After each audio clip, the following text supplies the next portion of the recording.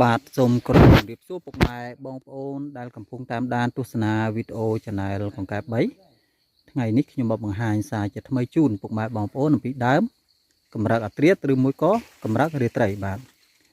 អញ្ចឹងកន្លែងដែលខ្ញុំថតនេះគឺលើភ្នំមានដីទំនាបហើយឡើងមកតាំងពីព្រឹកថ្មនេះមកប្រហែលជាមួយហើយទៅមកដល់បាទហើយអត់មានផ្លែទេខែនេះបាទ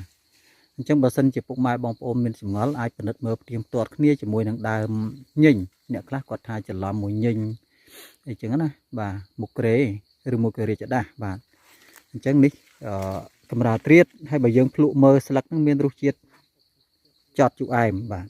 ខុសគ្នាពីញញខុសគ្នាពីរាជដាស់បាទហើយប្រសិទ្ធភាពកម្រាលត្រៀតនេះអាចធ្វើឲ្យមានកម្លាំងផ្លូវភេទមានអារម្មណ៍បាទហើយក៏បាយរឿងឆ្ងាញ់ដែរបាទអញ្ចឹងមានកម្លាំងធម្មតាធ្វើការងារមិនសូវជាហត់ហើយក៏អាចជួយឲ្យរួមភេទបានយូរផងដែរហើយយើងអាចមានចំណង់អ្នកដែលមិនសូវមានចំណង់ហ្នឹងពេលហូបទៅមានចំណង់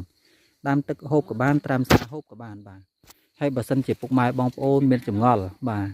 អាចទាក់ទងមកបានតាមលេខទូរស័ព្ទរបស់ខ្ញុំ